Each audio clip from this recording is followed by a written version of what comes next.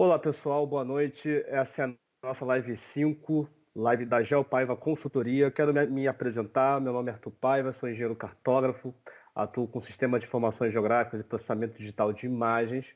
Tá? E a nossa live ela é referente ao nosso o conteúdo prestado pela empresa Geopaiva Consultoria, conteúdos das mais variados temas dentro das geotecnologias. E um desses temas que nós vamos abordar hoje, nessa live, são referentes à cartografia de imagens de drones. A gente sempre, em diversos projetos, hoje que o drone está bem popular, em projetos de engenharia, em projetos ambientais ou até mesmo em projetos envolvendo grandes cidades, você tem somente a perspectiva da qualidade do levantamento de drone nas imagens. O drone é capaz de levantar as imagens sem interferências da própria plataforma, sem interferências que também propagam erro no GPS do próprio drone.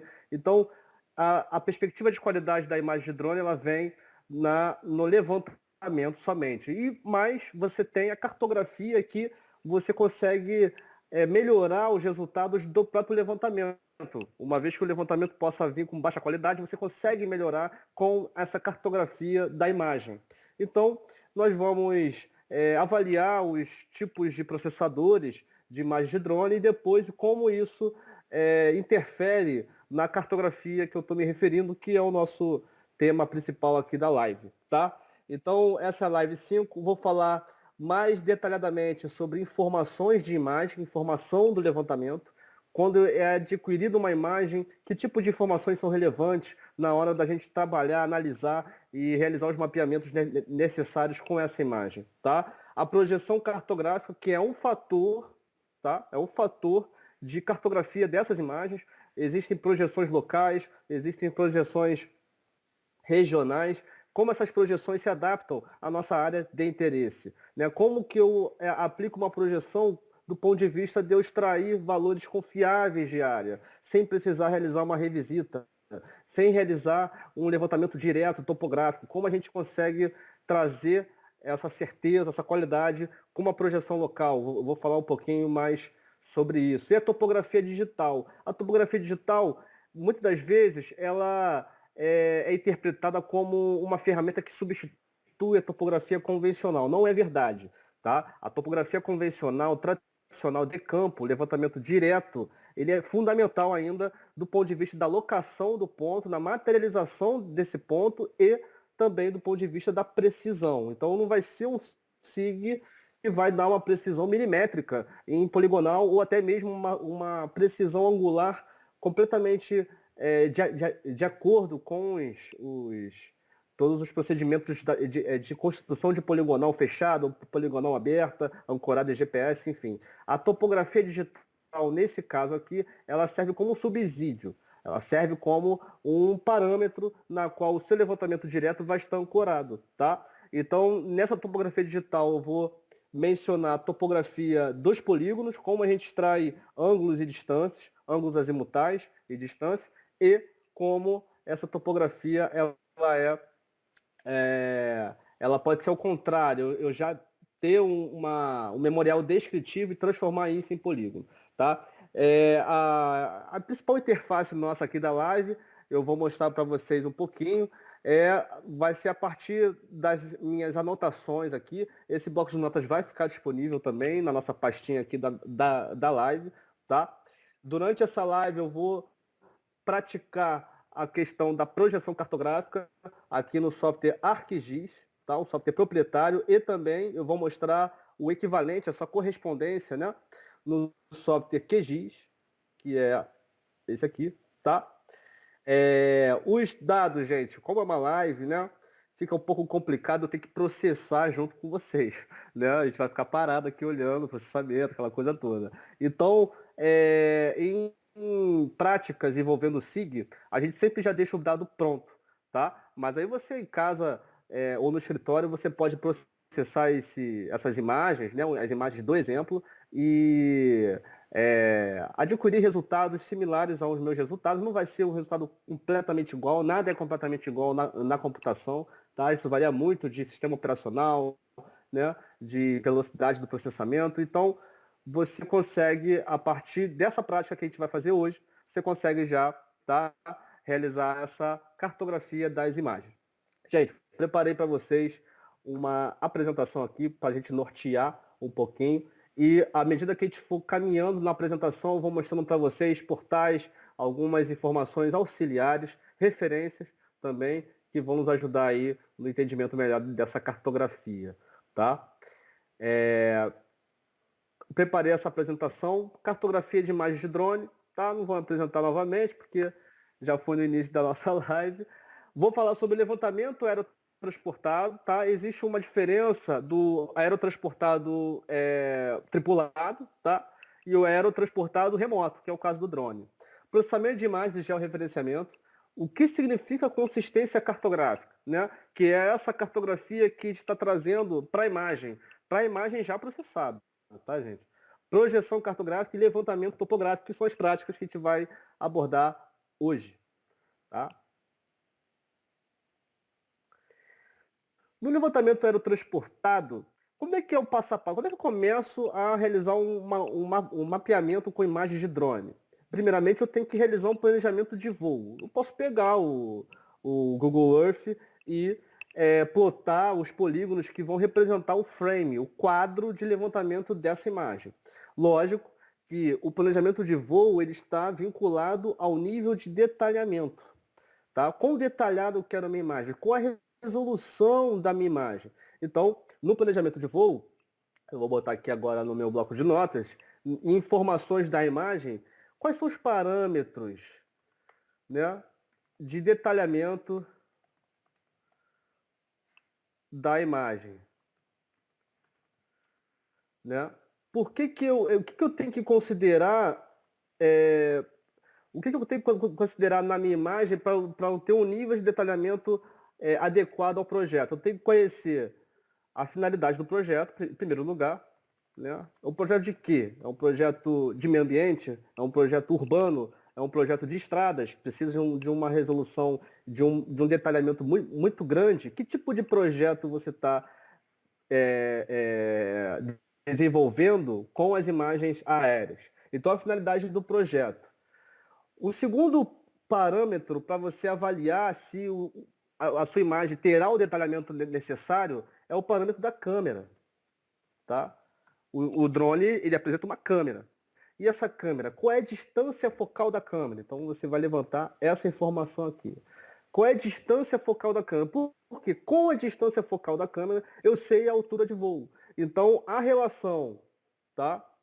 Vou botar os dois pontos aqui. A relação altura de voo e distância focal,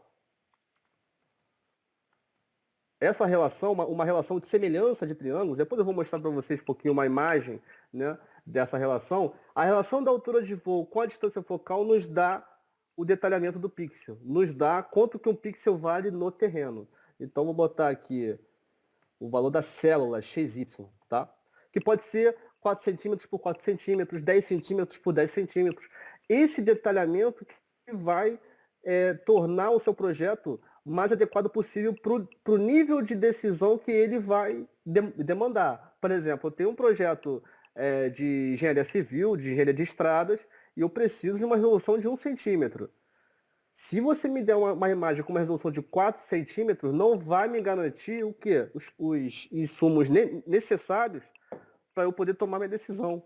E que tipo de decisão é essa com 1 centímetro que com 4 não possa resolver? Por exemplo, espessura de pavimento asfáltico. Eu já trabalhei com estradas, por isso eu estou falando isso. Mas você tem essa tomada de decisão vinculado ao nível de detalhamento do pixel, tá? Então, X e Y é o segundo parâmetro. E o terceiro parâmetro, que não acaba aqui, tem mais parâmetros, mas esses são os principais. O terceiro parâmetro é o parâmetro da qualidade visual. Quantos pontos de controle que eu posso determinar em campo? Então, é a qualidade de marcação de pontos de controle. Seria isso, Arthur, qualidade de marcação. O ponto você quer pré-sinalizado? O que é pré-sinalizado? Ele vai aparecer na imagem? você vai usar um jet, né, ou uma faixa em cruz para que a imagem identifique esse ponto, e esse ponto, logicamente, será marcado com um GNSS, né, rover.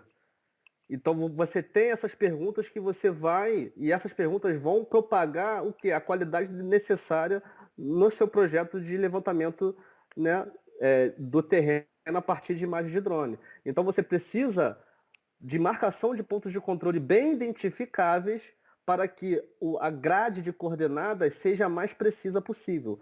Você, com a qualidade de marcação de pontos de controle, eu vou colocar aqui, escolha de pontos pré-sinalizados ou pontos naturais. Essa escolha ela vai proporcionar o quê? Ela vai proporciona qualidade posicional.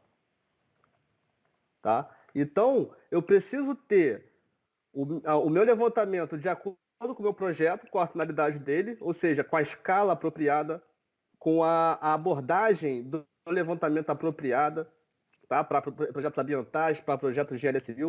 Eu tenho que saber as informações da minha câmera, porque a partir da câmera que eu determino minha altura de voo, e terceiro, a qualidade das marcações, de marcação de pontos de controle, que é ou a escolha de pontos pré-sinalizados ou pontos naturais. O que são pontos naturais? Esquinas, cruzamento, uma separação de diferentes cultivos, você tem uma linha divisória, então você pode marcar um ponto, tá? Um ponto que seja visível naturalmente na imagem. E isso proporciona qualidade posicional, porque isso dá insumo ao georreferenciamento, tá? Então é isso, gente. Esses são os 3 principais parâmetros. Tem mais, tá? Tem mais parâmetros, mas são parâmetros mais avançados. Na nossa live, vamos abordar a questão desses 3 parâmetros, tá? E isso aqui está tudo em planejamento de voo, tá? Então, voltando aqui para a minha apresentação, está tudo aqui em planejamento de voo. Depois eu tenho o controle de campo. Opa, acabei passando aqui. O que é o controle de campo? O que eu vou usar? O RTK, o PPK? Você tem a questão do RTK, né, que é uma relação de telemetria entre a base, tá? As bases são os pontos de controle em terra e também o GPS a bordo do drone. Então o GPS a bordo do drone ele é corrigido por esses pontos em terra. Só que o que acontece? Em locais. Aí depende muito do local, tá? Uma vez que você tem um local onde você vai levantar uma área muito extensa, por exemplo, 7.000 hectares, né, uma área bem, bem extensa. Quando você for levantar essa área, o sinal do GPS, o sinal da telemetria, que é a ligação da base que está em terra com o GPS do drone, essa ligação ela pode falhar. Então você pode ter vazios de coordenadas, na qual são muito importantes para você até fazer um georreferenciamento de qualidade, tá? Então você tem o RTK, que ele já processa, ele já corrige os pontos GPS do drone em tempo real, que é o real time, tá? Kinematic, né? Então é um cinemático em tempo real. Um fica parado e o outro GPS ele vai levantando à medida que o drone ele vai levantando com as imagens, tá? O PPK, que é o Post Processing, tá? Você tem a base rastreando lá, às 4 horas, 5 horas, você deixa a base rastreando e o drone, sem comunicação alguma com essa base, ele vai coletando as coordenadas, né, de centro da foto. Depois que você vai fazer a correção dessas coordenadas com a base que ficou rastreando lá horas e horas, 8 horas no mínimo, tá? Então você faz esse pós-processado após o levantamento, enquanto que o RTK ele faz durante. Ele já corrige, tá? Então o controle de campo tem essas 2 técnicas de você fazer a correção da posição da imagem. E o acompanhamento de voo é aquilo, né? É o operacional. É você, um auxiliar, né, determinando se está certinha a altitude, se a velocidade da aeronave está baixa ou está alta. Às vezes, com uma velocidade muito alta, você tem o arrastamento, embora tenha o sensor anti-arrastamento, mas você tem um pouco por causa da velocidade, esse erro na foto, tá? A estabilidade da plataforma aérea, ou seja, quais são os valores dos ângulos de atitude, tá? Os ângulos, né, Z, o X, Y, Z, o Φ, ômega e kappa, tá? Então você tem esses ângulos de atitude que também propagam erros, né, durante o levantamento, tá? Isso aqui, gente, é só a parte do levantamento. E aqui o processamento, que é o quê? O processamento é o ajustamento geométrico. O que é esse ajustamento geométrico? Como o drone levanta várias imagens naquela área de interesse, eu preciso ajustar geometricamente, aplicar o mosaico. Então eu preciso de pontos HV homólogos, ou seja, pontos que estão entre, né, que estão em uma imagem e na outra imagem, tá? Pontos que estão em duas imagens ao mesmo tempo, pontos homólogos, de uma imagem para outra, e assim eu marcando esses pontos, né, eu realizando essa mosaicagem, esse mosaico, eu aplico o georreferenciamento, que são os pontos HV com mais detalhamento. Então, para o ajustamento geométrico, para eu linkar uma imagem na outra, eu preciso dos pontos HV. Para eu realizar um georreferenciamento, né, de todo o mosaico, eu preciso de mais pontos de controle, tanto HV como também os pontos cotados. Por quê? Porque eu não só gero ortofotos, né? O drone, o levantamento de drone não gera só ortofoto, ele gera também modelo de tal de terreno. Ele gera a partir dos pontos cotados. Então, preciso de pontos HV bem ancorados, tá?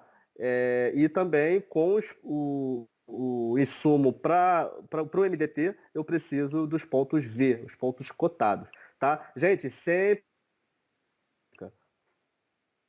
tá? Sempre altura ortométrica. Ou seja, o H do GPS lá que for gerado, ele vai ter que ser corrigido, tá? A partir ou de um nivelamento geométrico local, no caso de obras de engenharia civil, ou a partir do MapGel, que já tem uma resolução maior, já é mais degradado, né, o valor, né, da resolução, mas ele também é usado para finalidades um pouco mais com uma escala menor, né, com menos detalhes, finalidades ambientais, climáticas também, até bem grosso modo a parte da agricultura, em alguns casos, tá? Mas é isso. Esses são os dois produtos que a gente gera a partir do levantamento com imagem de drone. Com levantamento a partir de imagem de drone. E esses são os três exemplos, gente. O Pix4D, o Agisoft são pagos, tá? Eles são processadores de imagem, eles geram o modelo de tal de terreno também, geram o mosaico, aplicam o georreferenciamento, né? E, por sua vez, a grade de coordenadas. E tem o Drone Deploy, que é o processamento em nuvem, tá? Tá mudando um pouco essa pegada do mercado de software, que antigamente era um mercado desktop, né? Você recebia um CD, você recebia um pendrive, instalava na sua máquina e legal. Agora não, agora você paga um serviço. Diluiu o preço, reduziu muito o preço desse mercado, né, com essa nova pegada, mas o serviço ele está sempre te acompanhando, né? Então o software como um serviço, ele é a nova tendência, tá? Então você está pagando uma assinatura para processar essas imagens. Então você paga por quantidade de imagens, o que te força a ser mais eficiente no momento do levantamento, né? Você tem o pagamento a partir de alguns produtos mais específicos. Você tem uma gama mais ampliada de soluções, tá? No modelo em nuvem. Até porque a modelagem em nuvem ela ancora o processamento no servidor deles, né? Do drone deploy, no caso, tá? E temos também, gente, para mostrar para vocês, antes de nós entrarmos em consistência cartográfica, temos também, que eu deixei aqui aberto, ó, temos o Open Drone Map, tá? O Open Drone Map é um processador de imagem de drone livre, open source, tá? Que legal, né? Tá? Esse aqui é o website, o opendronemap.org, tá? Então ele tem a documentação dele aqui certinho, tem até um fórum, tá? Com dúvidas, né? Caso tenha alguns problemas aí com o software. Mas ele é gerado, ele é executado a partir de terminal, tá? Então precisa de linhas de comando para poder processar as imagens. Ele tem uma versão desktop aqui, mas é pago o suporte, tá? Aí vocês podem baixar aí, dar uma olhadinha, tem um vídeo dele aqui, ó. Um vídeo bem interessante também. ele ensina a, ele ensina a fazer esse processamento, tá? Mas, gente, é aquilo, né? É open source. Caso o projeto tenha uma relevância considerável, não sugiro vocês usarem o ADM, não. Usem só para fins de teste, de comparação, tá? Ou até mesmo artigos científicos que, que fica legal, tá? Esse aqui do lado é o Drone Deploy, tá? O exemplo que a gente deu aqui na apresentação, que é processamento em nuvem, que é a nova tendência hoje, tá? Então aqui você tem até uma versão trial, tá? Tem que se cadastrar e tal. Você tem essa versão trial aqui de 14 dias e você faz os processamentos de imagens, sobe as imagens, faz o upload, você vai depender de uma qualidade de rede apropriada, tá? Mas aí você pode subir essas imagens juntamente com os pontos de controle do formato Hynix, caso, né, você tenha que processar esse aspecto posicional no momento, e você consegue realizar as nuvens de pontos, gerar os modelos de terreno, as ortofotos, tá? Essa aqui é uma solução aqui em nuvem, não precisando de uma solução de circuito fechado, vamos dizer assim, tá? E, gente, só antes de terminar aqui essa parte de processamento de imagens, tem esse portal aqui chamado Drone Instagram. Ele é o Instagram dos drones, olha que legal. Então você tem aqui algumas notícias, você tem imagens aéreas aqui, urbanas. Isso aqui é mais para entretenimento, tá? Não há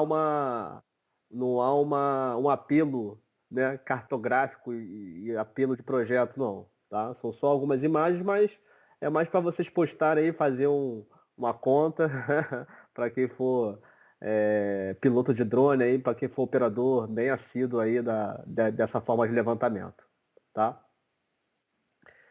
Vamos minimizar aqui, vamos voltar aqui para a nossa apresentação. Então, gente, a gente termina essa parte aqui de informações da imagem, dos parâmetros de qualidade, tá? De detalhamento barra qualidade, que é a finalidade do projeto, que tipo de público que você vai atender, qual cliente que você vai atender. O projeto tem uma abordagem de levantamento, eu tenho uma abordagem de detalhamento, né, de pixel e uma abordagem de qualidade posicional, tá? A câmera, eu preciso saber das informações da câmera para eu aplicar a relação altura de voo e distância focal, com a finalidade de estabelecer o tamanho do pixel no terreno, a qualidade geométrica e espacial que a minha imagem apresenta, e a qualidade de marcação de pontos de controle, que é fundamental para colocar o seu projeto no mundo real, vamos dizer assim, né?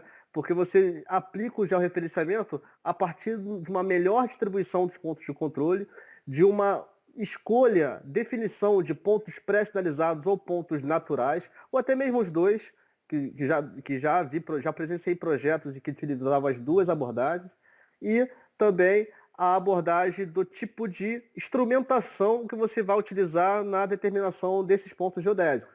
Uma forma em RTK, de você trabalhar com uma correção em tempo real, ou com uma forma pós-processada, tá? Então, essas são as informações de imagem. A gente vai ver mais informações de imagem no SIG.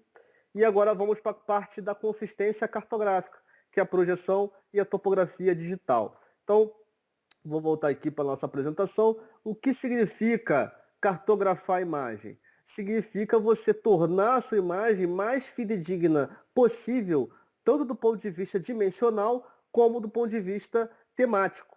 Então, a temática vai vir na próxima live, tá? Nossa live vai ficar enorme. Mas o ponto de vista que a gente vai ver hoje é o ponto de vista dimensional. Como que a cartografia dessa imagem, uma vez que ela já foi processada, já foi tratada, como que a gente deve aplicar essa cartografia para realizar boas restituições, restituição, também chamada de vetorização, que é a poligonização de terrenos, né, a extração de rodovias, ou até mesmo polígonos de rodovia. Então, você desenhar em cima da imagem, Tá? Essa qualidade de restituição, tanto bidimensional como tridimensional, ela é fundamental, tá? A partir dessa qualidade de cartografia. E, em segundo lugar, com uma cartografia de imagem, você tem uma margem maior de relacionar a topografia ou o cadastro em si, né, o memorial, com o SIG, com a própria imagem de drone. Então, a gente pode aplicar tanto a projeção local para melhorar o dimensionamento e também aplicar a ferramenta COGOL para a gente poder extrair valores de orientação azimutal do meu polígono, tá? Então eu tenho qualidade dimensional, qualidade planimétrica e qualidade temática, que é o que dá a consistência cartográfica. Então, qualidade dimensional, que é a qualidade da projeção aplicada, mais adequada ao seu projeto. A qualidade planimétrica também entra a topografia digital, a orientação azimutal dos meus polígonos, né? Do que eu já representei em cima daquela imagem. E também a qualidade do próprio georreferenciamento, que isso vem durante o processo de produção dessas imagens, e a qualidade temática, que é eu classificar essa imagem a partir do que realmente está se apresentando ali. Tá? Então é você aplicar interpretações, né, de terrenos, de áreas, de linhas de recursos hídricos ou estradas, de pontos, de imóveis, ou até mesmo pontos de referência em dada área de interesse. Então você tem pontos de amostragem, pontos de levantamento. Então você tem essas qualidades concatenadas, né, sinérgicas, que nos proporcionam a consistência cartográfica do nosso projeto, tá? Das nossas imagens.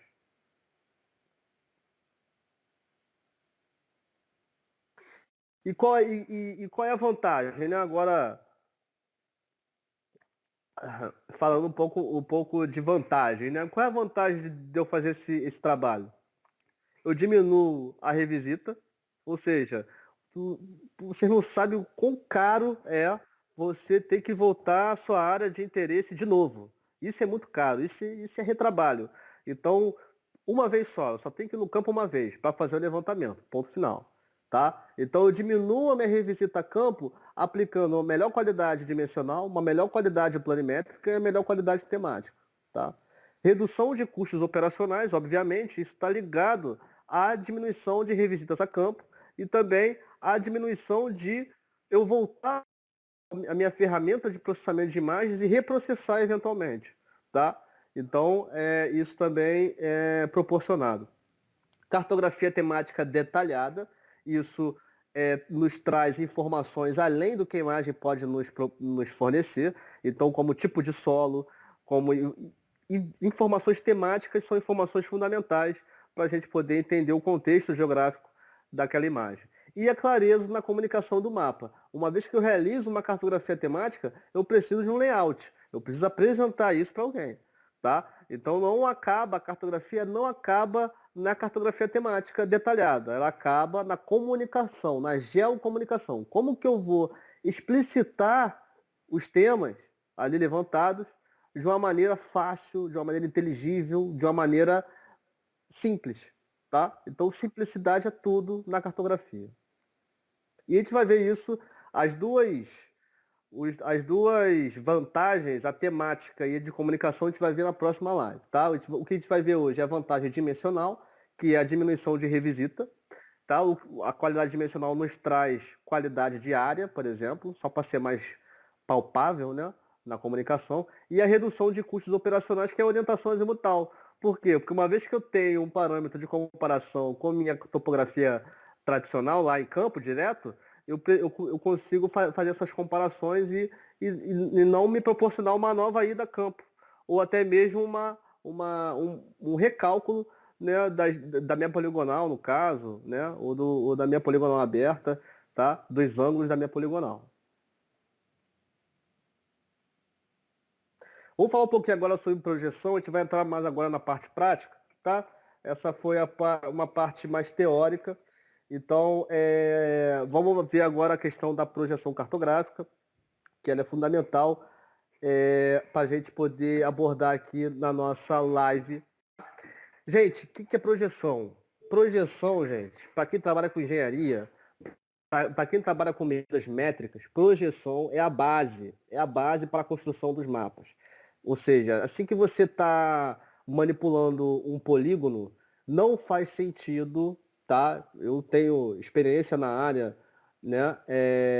Eu venho percebendo, tá? Não é uma conclusão definitiva, mas eu venho percebendo que não faz sentido a gente trabalhar com polígonos em sistemas geodésicos, em SIGA 2000. A gente deve trabalhar com polígonos em sistemas SIGA 2000 mais a projeção, mais o TM, mais uma projeção cônica, não importa, mas você precisa projetar o seu terreno, o seu ponto, a sua linha, para poder realizar cálculos, que é a grande finalidade de projetos de engenharia. Então, para quem trabalha com engenharia, e até mesmo com meio ambiente, com outras áreas, transportes, né, áreas de estradas, você precisa cartografar a partir de uma projeção. Então, é a base para a construção dos mapas, a projeção, à medida em que se constitui numa rede de paralelos meridianos sobre o qual os mapas podem ser desenhados. Então, essa é uma definição bem popular, tá? Mas ela diz muito. Ela diz que a gente deve projetar, apoiar o nosso mundo real em planos, com a finalidade, né, a fim de extrair valores dimensionais. Então, nós temos 3 tipos de projeção. As projeções cônicas, que é essa primeira da direita aqui, tá? Projeções cilíndricas, que é o caso da UTM, que é uma cilíndrica transversa, e projeções azimutais, que são planos. A gente coloca um plano, o centro da imagem é onde eu tenho os menores valores de deformação, tá? Já até deixei aqui o desenho já pronto. Tá? A projeção que mais utiliza, que é a projeção oficial do Brasil, segundo o Instituto Brasileiro de Geografia e Estatística, IBGE, é a projeção UTM. Tá? A projeção universal transversa de Mercator, ela é comumente usada na engenharia e para minimizar todas as deformações de um mapa. Então, a gente representa o mapa em um sistema ortogonal, tá? Onde eu tenho todos os meus objetos e, por consequência, a superfície terrestre embaixo, né? Apoiado em um sistema ortogonal. Então, no ponto de secância aqui, onde eu caigo, aqui é o meu elipsoide, tá? Esse arco aqui azul é meu elipsoide. O elipsoide ele é ligeiramente esférico, tá? É uma elipse, é uma elipsoide de revolução, então ele é ligeiramente curvo, tá? E eu aplico a minha superfície cilíndrica, que é essa linha horizontal aqui, ó, cortando o meu elipsoide, ó, aqui, ó. Esse desenho aqui da esquerda, ela é uma ampliação desse desenho aqui. Então, esse aqui é o elipsoide, que é essa bola aqui, tá? E eu aplico um cilindro transverso, um cilindro deitado. Assim que a UTM ela é projetada, ela é desenvolvida, tá? Então, eu coloco um cilindro transverso e esse cilindro aqui, ó, ele é o meu plano, ele é onde eu vou projetar o meu dado, a minha imagem ou o meu dado vetorial, tá? No meio da imagem eu tenho o menor índice de deformação. Eu tenho um índice de deformação. O que é esse índice de deformação, Arthur? É a diferença dimensional entre o que está sendo representado no elipsoide e o que está sendo representado no plano, tá? Então, essa diferença ela é tirada a partir desse coeficiente de deformação, o coeficiente K. E no ponto de secância é onde eu tenho os valores verdadeiros, vamos dizer assim. São os valores que não há deformação. Aqui é uma deformação de encolhimento, de redução, e após o K igual a 1 é uma deformação de ampliação. Tá? Então, se você tiver a sua imagem aqui, ó, entre o K igual a 1 e K igual a 1,000977, o seu polígono, né, ele vai ter uma deformação ampliada, ele vai apresentar um valor de área maior do que ele realmente é. Se você colocar aquele no meio, ele vai apresentar um valor de área com esse cálculo aqui menor do que ele realmente é. Então a ideia é sempre estar no K igual a 1 aqui, entre o K igual a 1 e o K0996. Eu vou explicar como é que se faz isso, tá, gente? Eu sei que vocês estão se perguntando já como é que a gente faz essa gestão, né, de posição, Mas isso é bem simples, é bem tranquilo. Mas só para explicar, tá?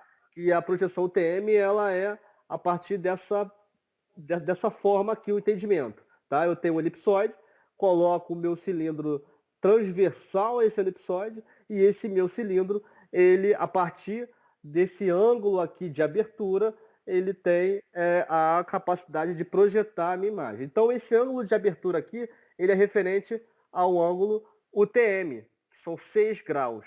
Tá? Então 6 graus, só para vocês terem uma ideia, 1 grau de curvatura equivale a 111 quilômetros. Tá? 1 grau de curvatura, 111 quilômetros. Então ele tem 666 quilômetros de extensão, né? Esse tamanho aqui. Tá?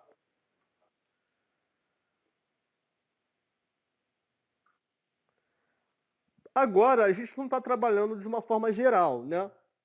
A gente não está trabalhando com bairro, aliás, um bairro, um município, né? Um bairro, um município, você utiliza o TM. Agora, para uma estrada, para um terreno de imóvel, né, onde eu tenho muito detalhe e eu levantei com o drone, você precisa restituir essa imagem fidedignamente, tá? Com valores reais, com o menor erro possível de área.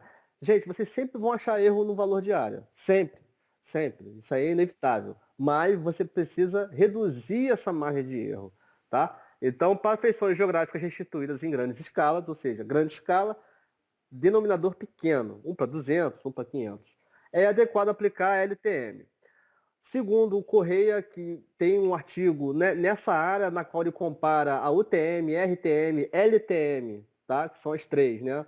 Universal Transversa de Mercator, Regional Transversa de Mercator e Local Transversa de Mercator. Ele comparou os valores de áreas com o plano topográfico local, que é onde tem os valores mais precisos, porque é o levantamento direto que foi realizado. Ele fez essa comparação e determinou que a distorção linear, mesmo no limite do fuso, que é onde a gente tem ampliação, lembra? É tão pequena que pode ser desprezada em mapeamentos urbanos de 1 para 2000 ou 1 para 1000. Então, a LTM, para cálculos de área e também para cálculos de forma, ela é muito bem utilizada e muito vantajosa em projetos de cadastro, tanto cadastro urbano simples, né, quanto cadastros multifinalitários. Tá? E a gente vai ver isso agora. Deixa eu ver se é a próxima. Aqui, ó. Eu tenho o meu fuso UTM, que é isso tudo aqui, tá? Esse aqui é o meridiano central. O meridiano central é o próprio meridiano mesmo, geodésico, tá? Eu tenho 3 graus para a esquerda e 3 graus para a direita. A minha abrangência na LTM é de 1 grau. Ou seja, o meu meridiano central aqui, ó, é 51 e 30 minutos, tá? O meu meridiano central é sempre quebrado, 51,5. E a minha RTM é caso o meu polígono esteja caso o meu polígono esteja entre uma LTM e outra, ou caso o meu polígono esteja aqui, ó, nessa divisão de LTM, eu estou no meio da minha RTM. Então, eu posso utilizar a regional transversa de mercado. Então, tem situações de posicionamento do seu polígono que justifica o uso de uma projeção em detrimento da outra. Tá? Se você tiver seu polígono no final da projeção UTM, aqui, ó, quase no 23S, você vai falar, pô, não tem como usar. Por quê? Porque um pedacinho do meu polígono está no outro fuso. Então, eu vou utilizar uma LTM. Pode utilizar, não tem problema nenhum. Pode utilizar a LTM, tá? A LTM e a RTM são desenvolvimentos para a gente poder resolver o problema do limite do fuso. Sempre tem esse problema, um bairro que aqui é cortado pelo limite do fuso. O que fazer com esse bairro? Como projetar esse bairro? Dá para fazer, dá para projetar na marra o TM? Na marra, né? Vai estar errado. Basta você desenvolver uma projeção ou uma projeção regional que vai te trazer valores de área mais confiáveis, tá? Então a LTM e a RTM são auxiliares da projeção UTM e servem para trazer a precisão de valores de área. Então, gente, por seu baixo fator de deformação, a LTM atende a essas seguintes atividades: dimensionamento de propriedades rurais, locação de estradas e cadastramento urbano. Tá? Isso tudo está nesse artigo do Correia, tá? Um artigo bem interessante e que vocês podem aí, no final da live, eu vou deixar essas referências na apresentação para vocês verem. Para vocês verem a questão das diferenças, tá? Gente, ó, a projeção LTM é essa. Coloquei essas informações porque essas são as informações cruciais para a gente poder implementar isso no ArcGIS e no QGIS, tá? E esse aqui é o ângulo de curvatura de 1 grau, com esse fator de erro aqui que é muito baixo, é um fator muito baixo. Mesmo se o seu polígono estiver aqui, ó, no meio, ele vai ter uma deformação mais baixa que a deformação das outras projeções, tá? Então a LTM é bem interessante e é fundamental a gente poder aplicar tanto na imagem como em polígonos, tá?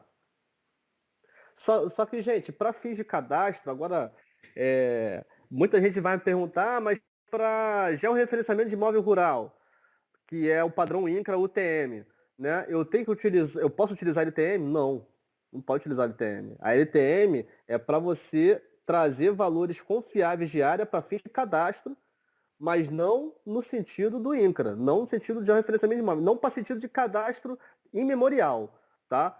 Agora, se você quiser fazer uma comparação com valores de áreas mais precisos, você pode utilizar a LTM, que é nessas finalidades aqui, ó.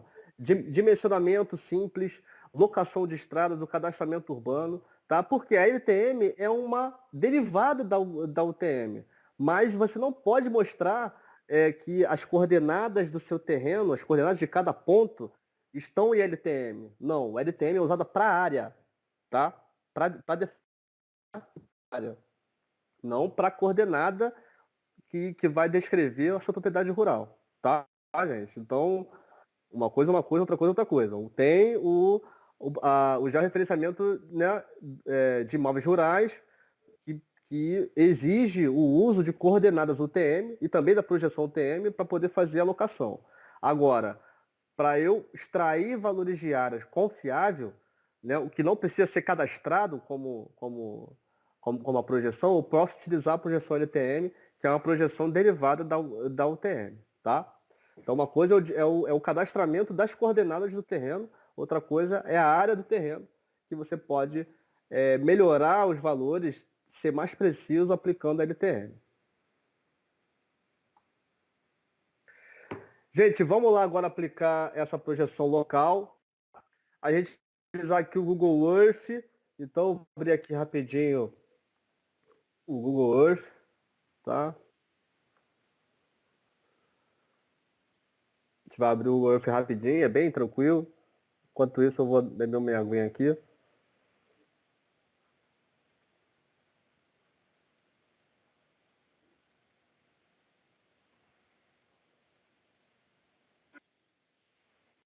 Vamos lá.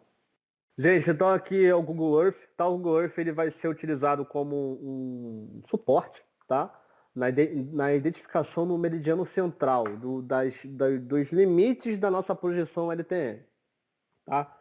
Então, aqui é uma forma de representação das coordenadas de forma UTM. Então, 23S, 22S, mas não, né? A gente precisa, tá? Da coordenada LTM. Então a gente vem aqui em ferramentas, opções, e coloca aqui, ó, grau, minuto e segundo. Ou grau decimal também. Tem gente que gosta de trabalhar com graus decimais, aliás, esse aqui em cima, tá? Tudo bem também. Coloca graus decimais que fica mais tranquilo de entender, tá? Então, ó, o meu meridiano central, aqui, ó, até marquei já o pontinho, que é onde foi o meu levantamento de drone. Foi aqui, ó, nesse pedacinho aqui. O que acontece? O meu meridiano central no 22S, que é essa região aqui, ó, se eu mudar em opções, eu vou ver que essa região, ó, ela é a 22S, tá? Mas olha que interessante, ó. ele está bem na divisa do meu fuso, ó. Os valores de área aqui na imagem de drone, eles vão ficar com o efeito ampliado, tá? Por quê? Porque eu tenho o meu K de 1,00077, né? 35. Vou voltar aqui.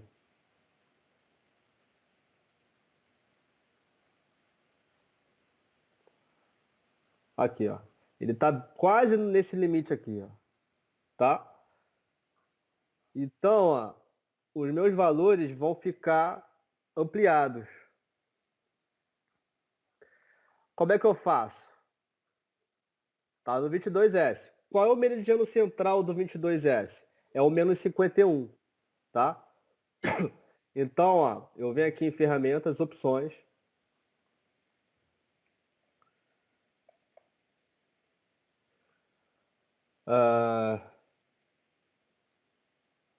Eu venho aqui em graus decimais, tá? E aqui na minha imagem de drone, ó, o meu meridiano central na projeção LTM, como ele começa no menos 51, ó,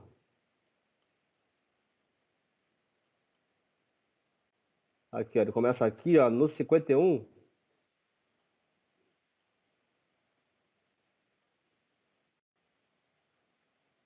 Aí ele começa a partir, né, a coordenada, se aproximar bem, tá por aqui, tá? Aqui no menos 51, aqui, ó, esse ponto aqui. Aqui do menos 51, ó, ele tá bem distante, ó, ele tá no 48,3.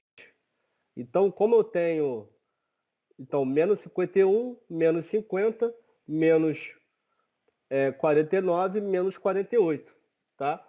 Então, minha LT fica entre 48 e 49, tá? Então, ele vai ficar entre 48, que é aqui, e 49, que é aqui, tá? Deixa eu só fazer um polígono aqui. Aqui é o 49 e 48 aqui. Nossa, ficou horrível isso, né?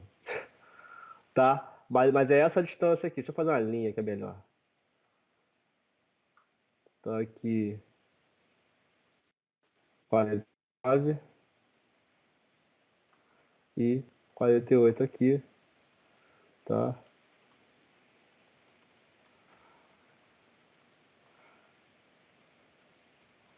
Esse vai ser a distância do meu fuso LTM, tá? E ele tá aqui bem no meio, né? Porque o meridiano central da LTM é menos 48,5, que é aqui, ó. Esse é o meridiano central. Então ele tá com valores bem confiáveis, com uma deformação bem pequena, tá? Nos valores de área. Então, menos 48,5 é o meu meridiano central. Você sempre tem que avaliar aonde é que está localizado o seu terreno no tocante a outros fusos. No fuso TM, com fuso RTM, com fuso LTM, tá? Tanto a regional, como a local, como a UTM, tá? É isso. Ele está pertinho aqui do meu meridiano central. Se ele está pertinho do meu meridiano central, valores muito precisos, e eu vou agora fazer essa modelagem no ArcGIS primeiro, tá? Depois eu vou mostrar a correspondência no Quantum GIS. Então, gente, aqui no ArcMap, eu vou abrir meu ArcMap aqui, tá? Eu tenho aqui o meu terreno, a minha estrada, e eu venho aqui em View Data Frame Properties.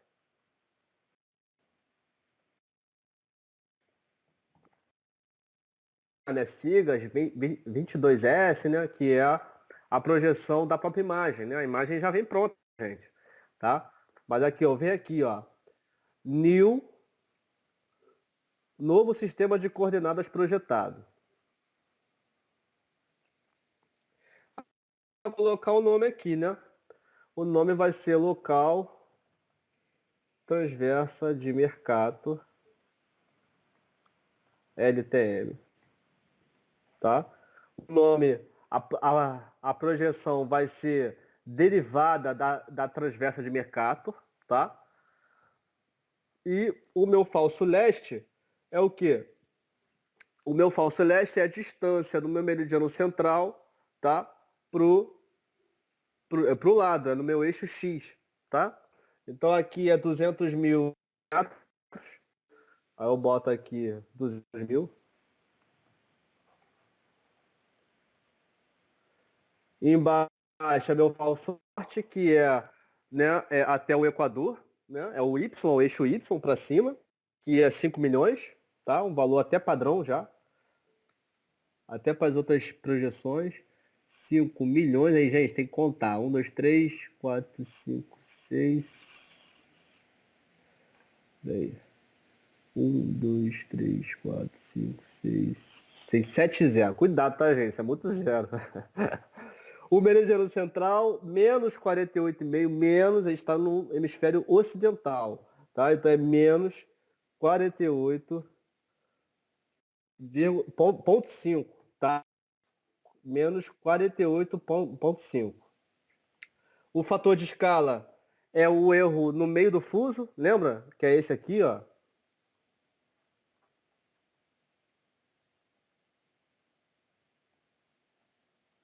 É esse erro aqui, ó. Esse é o K, tá? 0,999995. Então a gente vai voltar aqui. Então o fator de escala 0,999995. São 5 noves, tá? E a latitude de origem é a latitude zero, é o Equador, tá?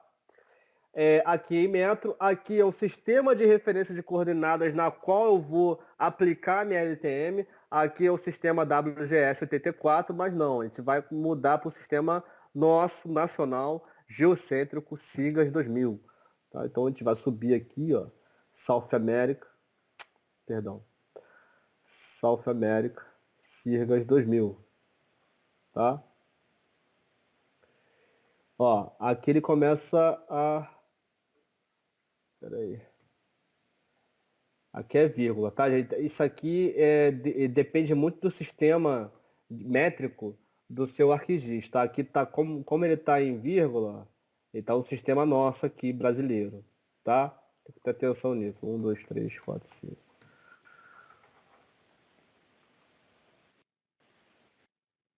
Menos 48,5. Deixa eu só abrir aqui para poder corrigir. Ah, foi, tá? Menos 48,5. Aplico. Ok. Ele lança aqui, ó. Projeção customizada, tá? Projeção customizada. Dá ok. E você já tem essa projeção já. Aí, ó, eu vou abrir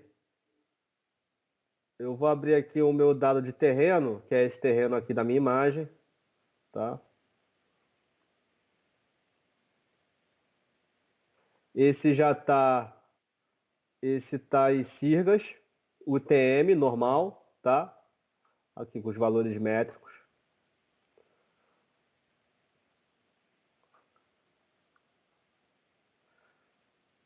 Olha lá, é esse terreno aqui.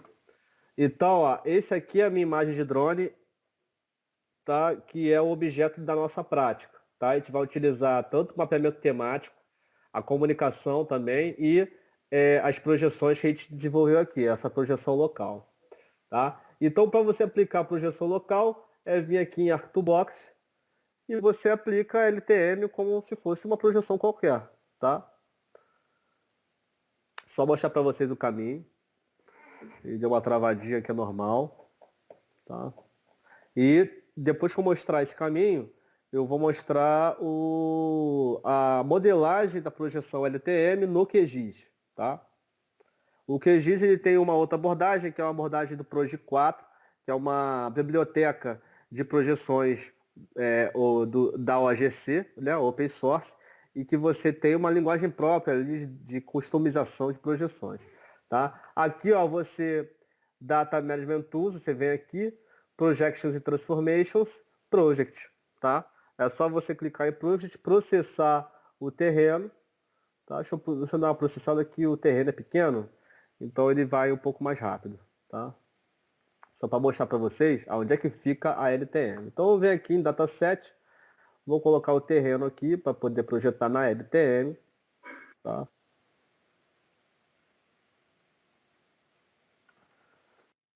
Aqui essa parte de projeção demora mesmo, tá?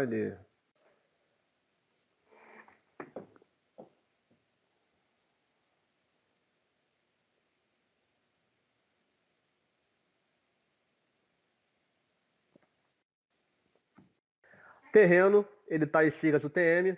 Eu vou salvar com o nome padrão, default, tá? Não tem problema não. Aqui eu vou colocar a minha projeção nova, ó, LTM.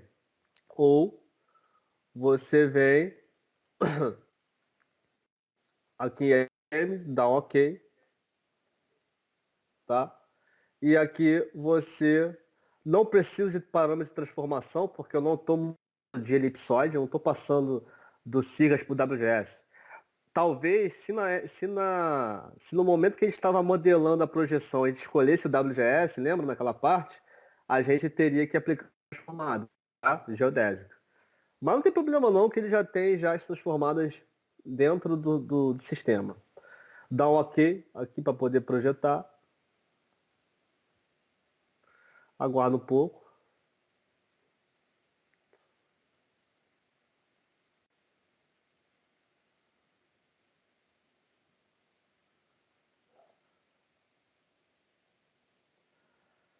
Aguarda um pouquinho. Enquanto isso, eu venho aqui, ó, em View, em Data Frame Properties.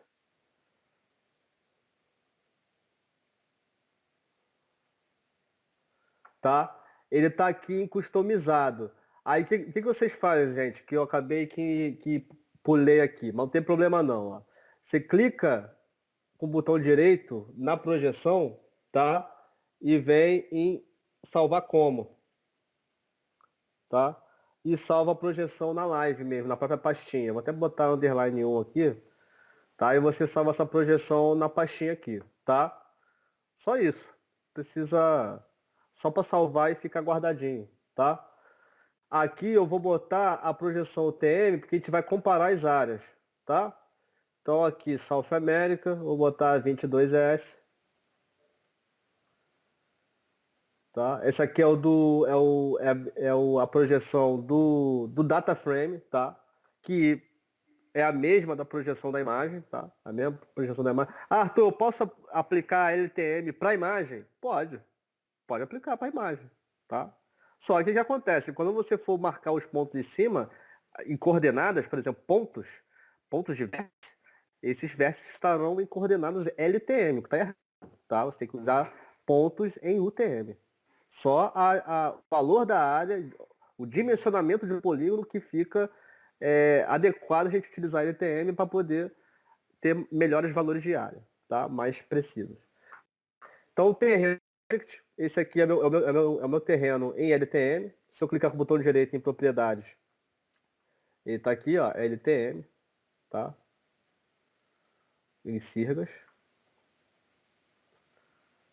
Tá aqui os meus parâmetros de transformado, tá? E, gente, vamos calcular a área aqui para mostrar para vocês a correspondência no QGIS, tá? Então, esse aqui é o shape área. Eu vou criar agora um campo chamado área.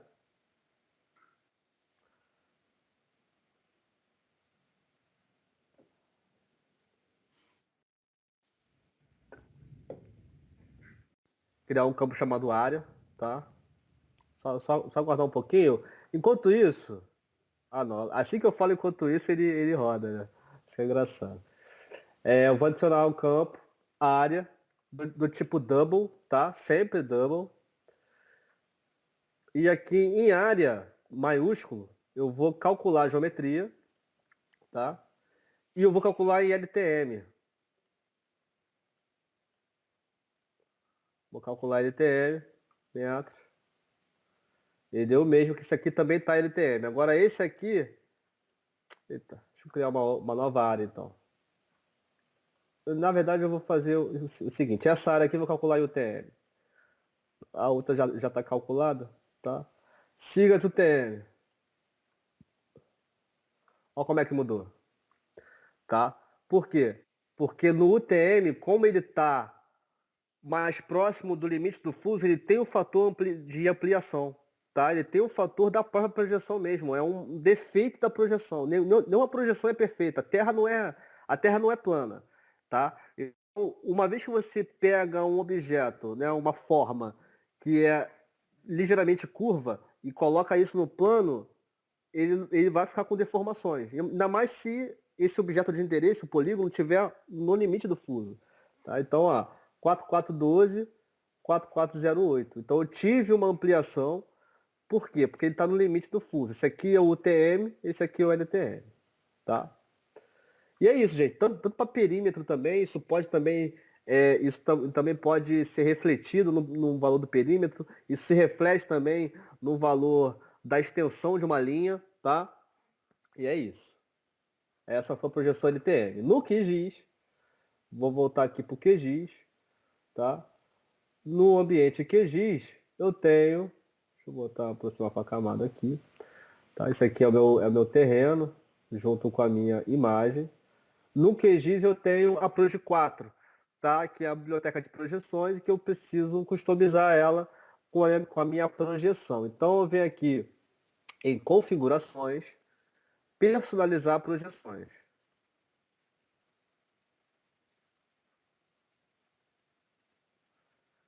Aqui, ó, em personalizar a projeção, ó, eu tenho a minha LTM aqui, eu já desenvolvi, tá, gente? Tá tranquilo. E a minha LTM, ó, como é que como eu desenvolvo a minha LTM no Proje 4? Então, é só você, assim, Arthur, não sei nada de Proje 4. Não, tranquilo, não tem problema nenhum. Você pega aqui o TM e adapta para LTM. Lógico, você vai ver no meu aqui, tá? Você vai adaptar. Então, na LTM é o que? É mais Proje igual, tá? Esse aqui é uma transversa de Mercator, tá? Isso aqui é o tipo de projeção que a gente vai desenvolver, a LTM. A LTM é uma derivada da transversa de Mercator. Então, Tmerc mais qual é a longitude zero? Qual é o meridiano central? 48,5. Mais qual é o fator? Aquele fator lá, 5 noves mais o 5, 9,99995. Mais falso leste e o falso norte. Tá? Eita. Falso leste e falso norte. Meridiano latitude de origem, Equador. O elipsoide que eu parto. Mas o que acontece? O WGS, né, aqui é o Sirgas, isso aqui é o Sirgas. Por quê? Porque é transformada, o Sirgas é transformado do WGS a partir do geode GRS 80, tá?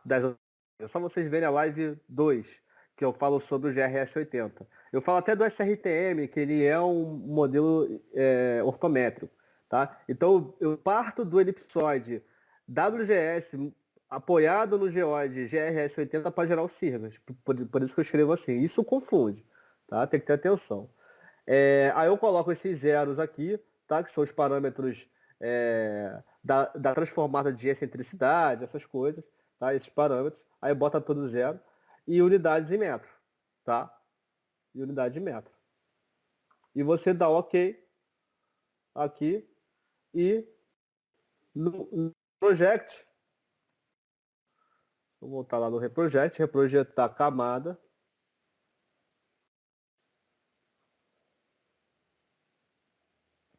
E SRC de origem, a gente vê aqui, ó, sistema de coordenadas definido pelo usuário, que é o LTM que está aqui, ó, tá? Depois você coloca a extensão aqui, né, que é a extensão do seu polígono, tá?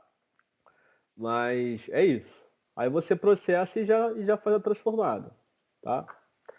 Gente, é assim que faz a transformada. Aqui no QGIS eu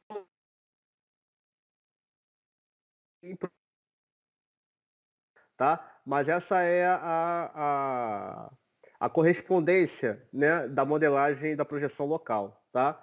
Então, assim, eu vou dar prioridade de processamento por ArcGIS, eu vou mostrar também a sua correspondência, tá? Eu vou minimizar aqui. E agora vamos entrar na questão da topografia digital.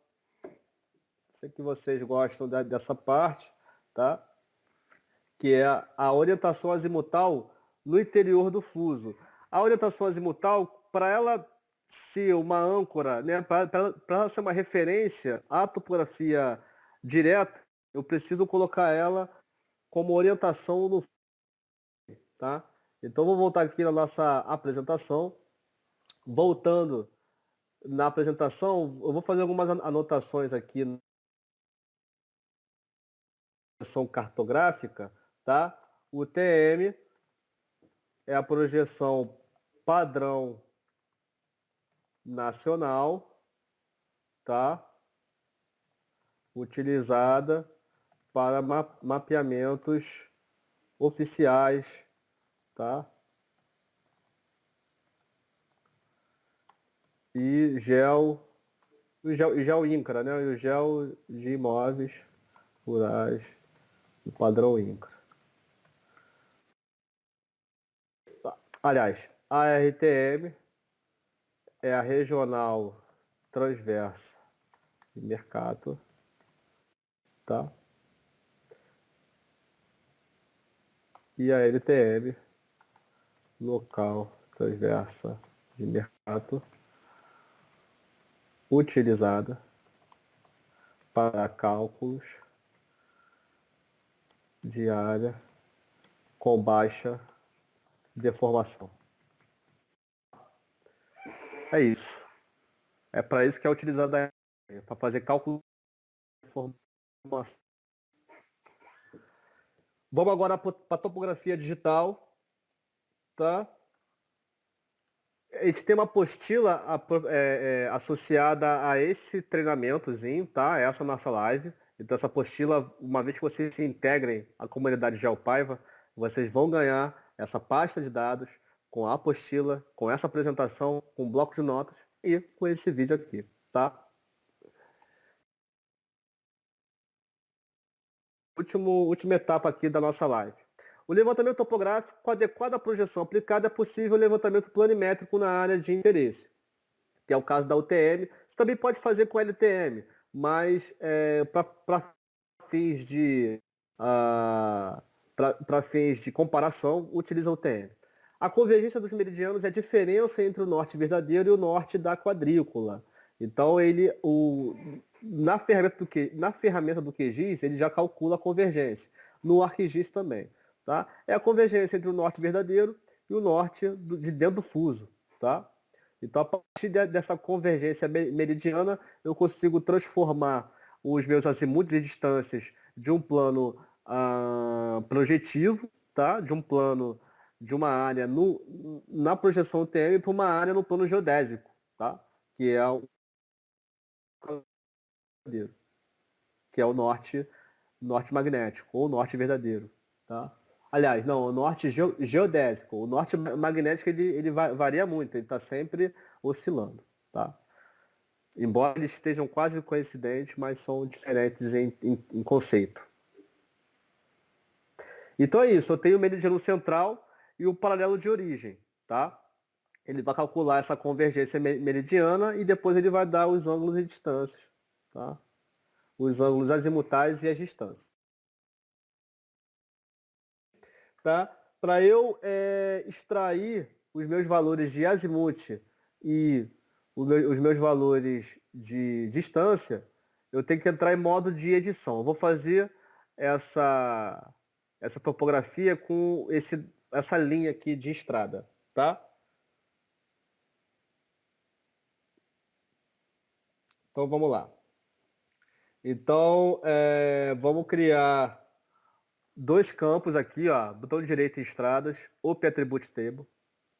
A gente vai criar dois campos aqui, adicionar campo. A gente vai criar o campo Direction. Direction. Do tipo texto.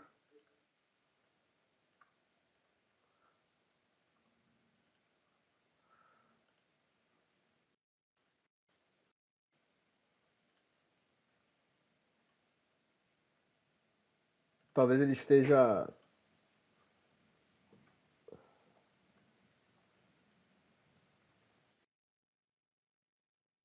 Tá? E o campo distance do tipo texto também, tá? Então eu criei os dois campos e agora eu vou mudar as unidades lá, né? As unidades de azimuth, né? As unidades azimutais e aonde, em qual norte ele está referenciado e também as unidades em grau, né? Se é grau de decimal, se é grau minuto de segundo, se é radiano, tem essa opção. Então eu venho aqui em Editor, Start Editing, dá um OK, tá? Pode continuar. E aqui em editor, eu venho em opções.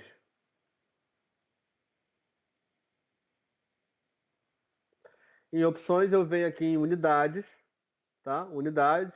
E qual é a direção, qual é o tipo de direção em que eu vou referenciar o meu azimuth e minha distância? Vai ser no norte azimutal, tá? Que é o norte do próprio fuso. E a unidade, né, em que vai se expressar o ângulo azimutal pode ser em grau decimal ou em grau minuto segundo. Coloca grau minuto segundo, tá? Só isso. Agora a gente calcula os ângulos e distâncias. Dá um OK. Dá um OK. Clique aqui nesse espaço cinza aqui, ó, botão direito. E habilita a ferramenta Cogol, tá? Que é essa ferramenta aqui, ó, Cogol. Aqui na ferramenta Cogol, tá? Vamos selecionar aqui a linha. Nós selecionamos a linha e a gente vai clicar em Split into Cogol Lines, tá? Que é essa opção aqui, que ele vai partir a linha em partições aleatórias, tá? Pré-definidas pelo sistema, e cada segmento vai ter um descritivo angular e um descritivo métrico pela distância, tá? Então clique aqui. Qual vai ser a linha, né? Qual vai ser o dado? Vai ser a estrada. Dou um OK, tá? E vamos abrir a tabela de atributos aqui de estrada. E você tem a direção em grau, minuto e segundo e a sua distância. Ah, mas tá tudo selecionado. Ó. Você deseleciona, marca a primeira a linha 6, por exemplo, do meio, né? Fica mais nítido aqui, ó. E eu tenho o meu vante, né?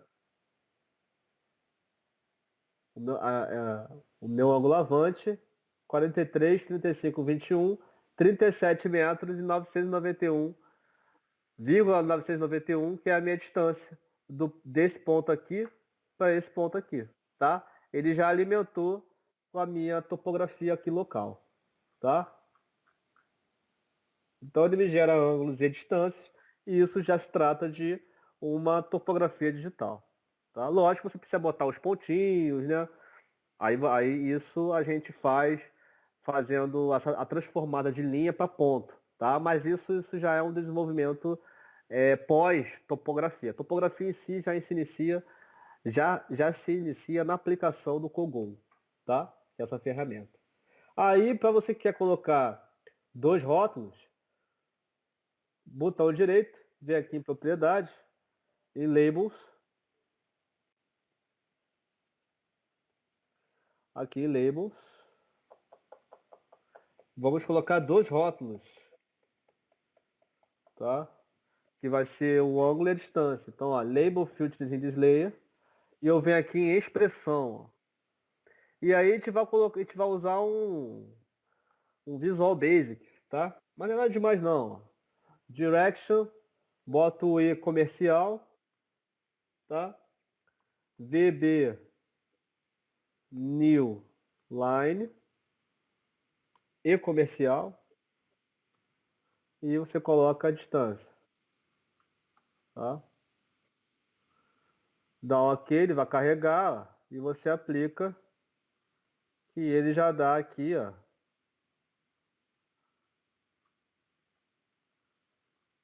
o ângulo e a distância, tá? Legal, né?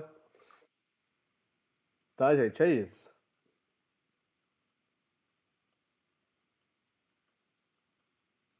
E agora no contexto da imagem, tá? A gente tem essas informações aqui.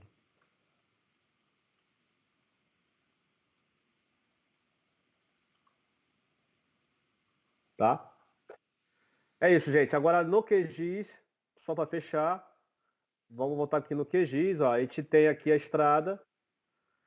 Temos também selecionar a estrada, tá? Tem que marcar ela aqui do lado. Eu seleciono a estrada e a ferramenta é essa aqui, ó. Vem aqui complementos, é esse plugin, Azimuth e distância, Calculator, tá? Aí ele calcula azimuths e distâncias, calcula a convergência baseada no centroide, tá? Centroide do fuso, né? Isso aqui é o centroide do fuso, tá? E aqui ponto e calculo. Ah, tá. Aqui no QGIS, gente, aqui no QGIS tem uma particularidade. Aqui ele não deixa, quando é multipartes, né? Ele, quando eu tenho várias linhas segmentadas, ele não consegue fazer. A gente precisa colocar numa linha única. Então, ó, se ele, né, chiar com multiparte, ó, escreva aqui single part, parte única, né, que está português. Multiparte para parte simples, tá? Utiliza essa ferramenta aqui, ó, para a estrada. Ó. Pode executar como temporário. Aqui eu tenho parte única, eu tenho uma feição só, tá? Aí agora ele consegue. Por quê? Porque ele só consegue partir a feição a partir da feição inteira, tá? Então a gente precisa fazer o multiparte para a parte simples. Aí eu volto aqui na ferramenta. Ah, não, ela tá aqui minimizada. Tá? Dei para cá, ó, azimuth e distância. E agora você consegue fazer o cálculo, tá?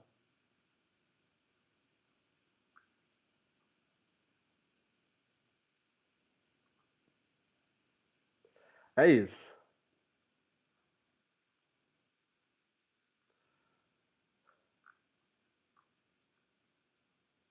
Tá? Como acho que eu transformei a estrada em LTM. Deixa eu ver aqui. Pode ser a questão da projeção também, tá? Que deu a diferença.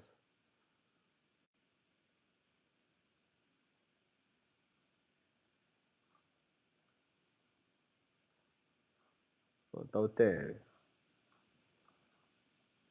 Tá? O que foi usado é o norte da quadrícula e aqui também, tá?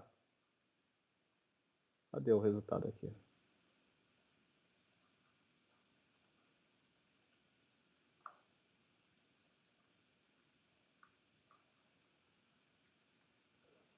Ele pode pegar outros pontos também, tá? Ele faz essa partição por outros pontos. E aqui você faz e gera o memorial aqui, ó. Salvar o arquivo, você gera o memorial. Esse aqui, gente, é mais usado para gel de imóveis rurais, tá? Isso aqui. Mas é um COGOL também. Tá? O outro que ele utiliza, o norte azimutal, tá? Ele pode estar com novos valores, tá? Mas aqui essa é o cálculo no QGIS, azimuth, distância e cálculo de distância, e o cálculo aqui no ArcGIS, tá? Que apresenta as mesmas distâncias, tá? Os azimuths eles podem ser, um pode trabalhar com geográfico, o outro trabalha com o TM, o do QGIS trabalha com o TM. O do ArcGIS aqui, esse North Azimuth, provavelmente ele é o azimuth geral, tá? que eu não vi aqui uma forma de colocar ele ancorado na projeção. Tá?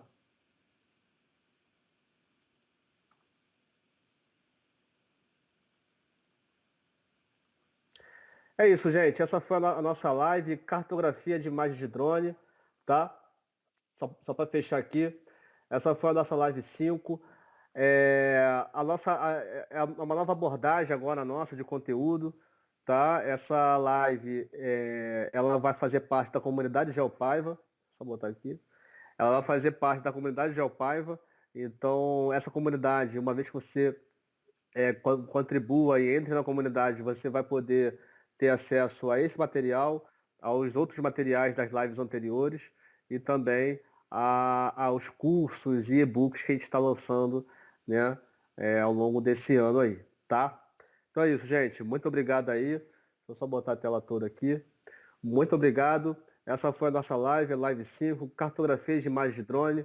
Abordamos informações de imagem, abordamos projeção cartográfica e topografia digital.